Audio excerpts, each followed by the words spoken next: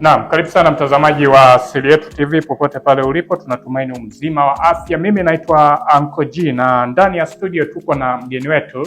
Tutampa nafasi ajitambulisha anaitwa nani na mambo mengine yatafuata. Karibu sana Asili Yetu TV.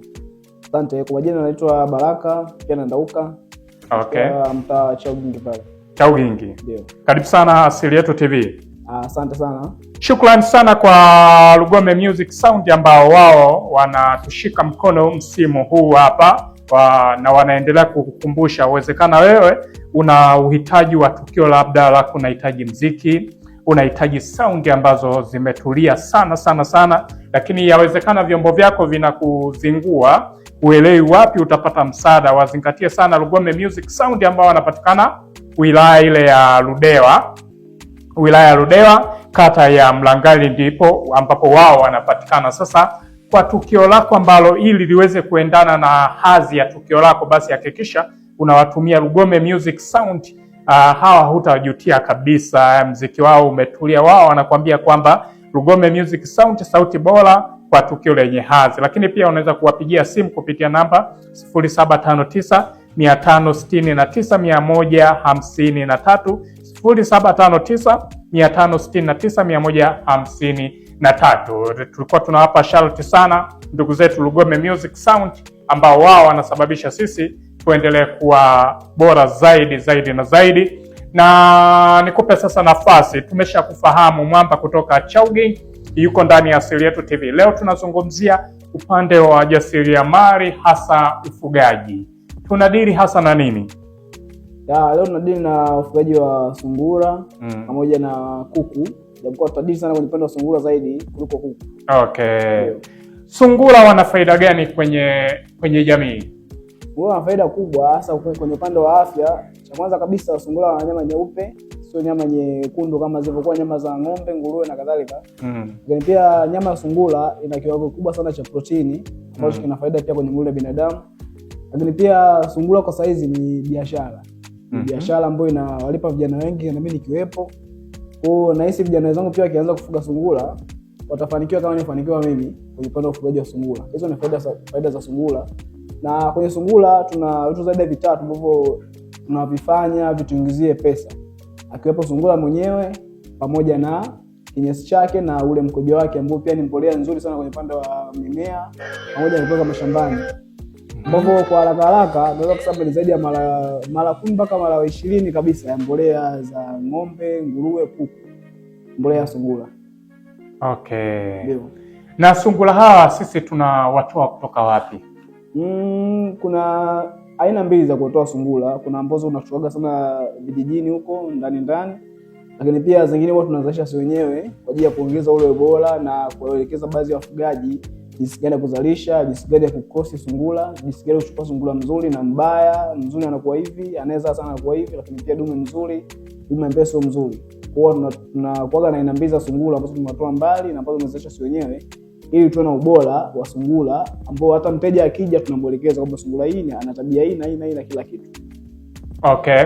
Na mapokeo kwenye mkoani Njombe, mapokeo yake yakoje? Mwanzo ilikuwa ni ngumu sana mapokeo yake, lakini sasa hizi kidogo naweza nikisema kuna asilimia zaidi ya 60 ambazo wafugaji wameweza kunielewa. Lakini pia sio wafugaji tu, hata walaji pia wameweza kuongezeka. Mwanzo ilikuwa ni watu 5 mpaka 4, lakini sasa hizi mpaka watu 20 kwa wiki ambao wanakula nyama ya sungura. Lakini pia hata wafugaji wameongezeka ambao wanaelewa nini maana ya sungura na nini waanzie kuhusu sungura. Okay. Dio. Na tunapozungumzia sungura, hawa nyama tunawaandaa sisi wenyewe au imekuwaje? Mara nyingi tunaandaa sisi wenyewe kama ilivyokuwa kwa kuku, lakini tofauti ni kwamba hawa nyama kwanza wanazaa kwa muda mfupi. Ndani ya mwezi mmoja sungura anabeba mimba, anazaa na maisha siku 28 mpaka 32 anakuwa tayashazaa. Lakini pia anaanza kuzaa akiwa na miezi 4 mpaka miezi 5 kuendana na aina ya breed ulionayo ya sungura ambayo unayo. Lakini pia sisi sungura ambazo tunazo huwa wanazaa mara nyingi sana ni miezi 4 hadi 5, akiwa na kilo 3 mpaka kilo 4 kuhimili ile mimba. Na sungura wetu ambao tunao sisi asilimia kubwa ni sungura ambao watoto 6 mpaka watoto 16 na muda mwingine pia mpaka watoto 18. Okay. Ndio. Na vitoto vile vikishazaliwa mpaka tufike muda wa kuvuna tunatumia muda gani? mpaka wafikie, kwa sababu mtoto akishazaliwa anatumia wiki moja kuota manyoya mpaka siku 5 manyoya anaanza kuota, lakini pia kwanza kuona anatumia siku 9 mpaka 10. Lakini pia baada ya miezi miwili tunamtoa, anakuwa peke yake sasa, sio na mama yake tena, kwa sababu anakuwa tayari anaanza akala peke yake, akalala peke yake bila mama yake tena. Ndani ya miezi 4 hadi 5 anakuwa tayari kwa ajili ya kupanda au kupandishwa kama ni dume au ni jike. Okay. Ndio. Na sungura wanapenda kuishi mazingira gani ambayo yanakuwa tuseme yanakuwa na nini na urafiki? Okay, sawa. Kwa karne hii ya kwetu ni bora ufugie sungura kwenye keji ambayo iko juu, lakini pia kwenye ufugaji wa chini faida zake kwamba sungura anakuwa kwa haraka. Ukifugia chini ambapo umeweka chumba chako kizuri kabisa, umeweka malanda yako mazuri, unasafisha uchafu kila siku, sungura anakuwa haraka. Lakini kwenye keji ni salama zaidi, kwa sababu ni ngumu sana kupata magonjwa akiwa kwenye keji, ngumu sana kuvamiwa na wanyama wakali akiwa ndani ya keji.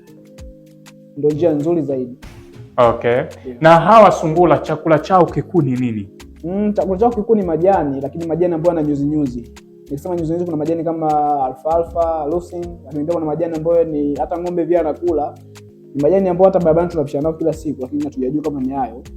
Lakini pia kuna mchanganyo ambao huwa tunauchanganyaga sisi, mteja akitaka tunamchanganyia, tunampelekea, ambao unakuwa na pumba na baadhi ya madini ambayo tunachanganya mle ndani na nyasi ambazo zimeshakaushwa kwa ajili ya kumpa sungura hamu ya kuendelea kula na kumfanya asivimbiwe. Okay. Yeah. Na sungura wanapata matibabu yale ya kidaktari? Ndio. Okay, sindano tunazingatia. Yeah, ni kweli. Okay. Yeah. Tukija kuangazia kwenye upande wa kuku, umezungumzia kuku. Yeah. Huku kuku tunatoa huduma gani hasa zaidi?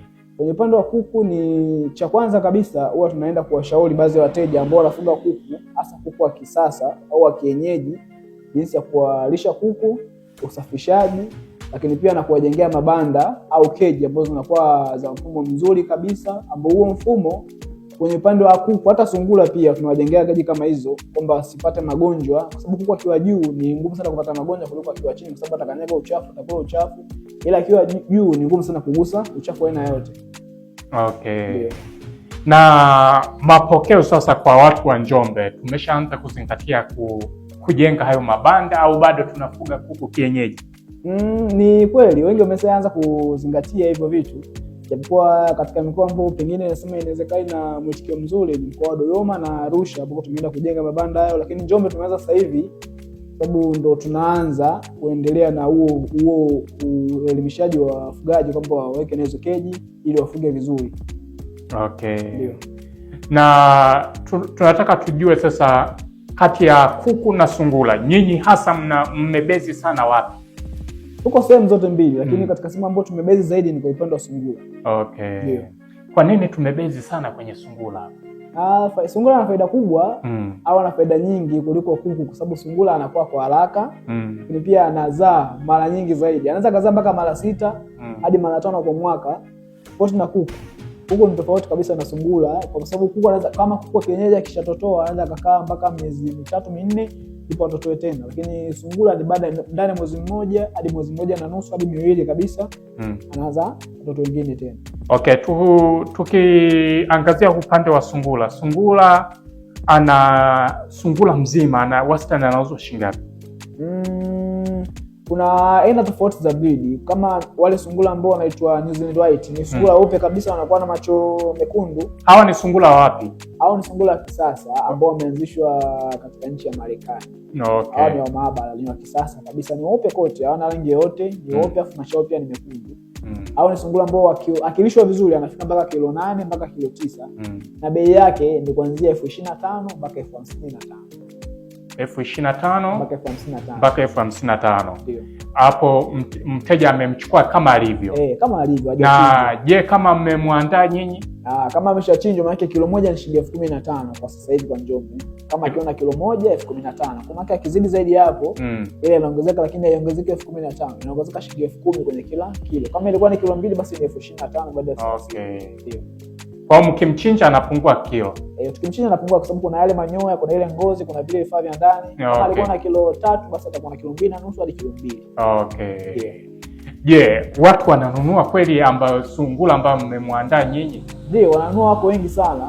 Na pengine hata saizi hapa na message za watu ambao pia wanataka sungura. Ndio maana nimekuwa nimeigiza sungura kwamba waje wengine ili tuanze kuwachinja. Mida ya saa 8 tuna order tena kupeleka sungura. Okay. Yeah. Na changamoto gani ambazo mnakutana nazo wakati wa maandalizi ya hasa ufugaji wa sungura? Changamoto ni nyingi sana, hasa ni kwenye upande wa soko. Mwanzo ilikuwa ni upande wa soko kwamba unaweza kumshawishi mteja akakubali akachukua mzigo, lakini pia mzigo kama umefika kule pengine akafunga vibaya ukafa. Ile mfugo ukafa, basi hiyo lawama lazima itakuja kwetu kwa sababu tunakuwa tumeweka kama vile tumemshauri vibaya. Hiyo ni changamoto ambayo tumekutana nao sana, lakini pia changamoto nyingine kwenye upande wa ujenzi wa mabanda imekuwa ni kubwa sana kwa sababu bei watu wanasema ni kubwa sana. Kwa maana tunahakikisha mteja wetu tukimtajia bei tunamtajia bei ambayo iko chini ili mradi hata siku nyingine aje achukue tena kwetu. Okay. Ndio. Kwa wao ambao wanalalamika sana bei. Bei ziko juu. Ndio. Okay. Dio. Mimi nikupe nafasi sema sasa cha kwanza tujue. Ndio. Kwenye mitandao ya kijamii tunapatikanaje ili watu wanaotufuatilia sasa hivi waweze kwenda kutazama kwenye mitandao ya kijamii. Tuna imani kuna kazi ambazo mnazitupia pale. Ndio, kwenye mitandao ya kijamii hasa YouTube na Facebook na TikTok na Instagram tunapatikana kama Ndauka Rabbit Farm. Lakini pia ukitaka kupata kwa njia nzuri zaidi, ukiingia YouTube unaandika Ndauka Farm TV unatupata bila shida yoyote. Lakini pia ukiingia Instagram unaandika Ndauka Animal Cages na Facebook pia ni hivyo unatupata kwa hilo jina. Okay. Nikupe nafasi ya mwisho, malizana na mashabiki zako sasa na wateja wako, unapatikanaje, unapatikana wapi ili watu wakuzingatie? Okay, cha kwanza kabisa naomba niwashukuru wateja wangu ambao wananiungisha karibu kila siku. Lakini pia cha pili nipende kuwahimiza watu wengine kwamba sungura ana faida kubwa, kwanza anaingiza kipato, lakini pia ana faida kubwa kwenye miili yetu. Lakini pia cha tatu, kupatikana kwetu sisi ni tunapatikana Njombe mjini, mtaa wa Chaugingi, ile njia panda kuelekea Magereza. Ukifika pale basi ukatupigia hiyo simu ambayo ni 0614015748 unatupata masaa 24. Ni mna session tunafanya kazi kwa sababu tuna hata muda ule wa kulala. Lakini pia kama unahisi uko mkoani labda Mbeya, uko Iringa, uko wapi, tunafika mikoa yote Tanzania. Okay. Shukrani sana, karibu tena wakati mwingine Asili Yetu TV. Asante sana. Shukrani sana ambao mmekuwa mwanzo mpaka mwisho. Dakika 12 tumesikia story kutoka kwa mfugaji. Leo tumedili kidogo na wajasiriamali kwa sababu kuna faida kubwa ambazo tunahitaji kujifunza wenzetu wamewezaje na walianzaje na mpaka hapa walipofikia mpaka sasa. Lakini Jimas Fashion ambao wao wanapatikana Igwachanya wanakukumbusha kwamba msimu huu hapa ambao tunaelekea msimu wa event mbalimbali, harusi, send off na matukio mengine, hakikisha unawatumia Jimas Fashion ambao wao wanahusika na ubunifu wa mavazi. Kwa hiyo ukiwatumia hawa hutajutia kabisa. Wanapatikana pale Igwachanya mkabala kabisa na shule ya sekondari, shule ile ya Igwachanya sekondari. Ukifika hapo upande wa kulia utakutana na ofisi yao ambayo inasomeka kabisa Jimas Fashion. Ukifika hapo utakuwa umetisha sana, utajipatia mavazi mazuri, lakini pia watakupa ushauri kwamba uvae vazi gani ili liendane na tukio lako. Mimi naitwa Ngoji na nilikuwa na mtaalamu wa ufugaji wa sungura na pia utengenezaji wa mabanda kwa ajili ya wanyama. Tunazungumzia sungura, kuku na mifugo mingine ambayo wanaweza kuishi humo. Mimi sina la ziada, nikutakia kila la heri.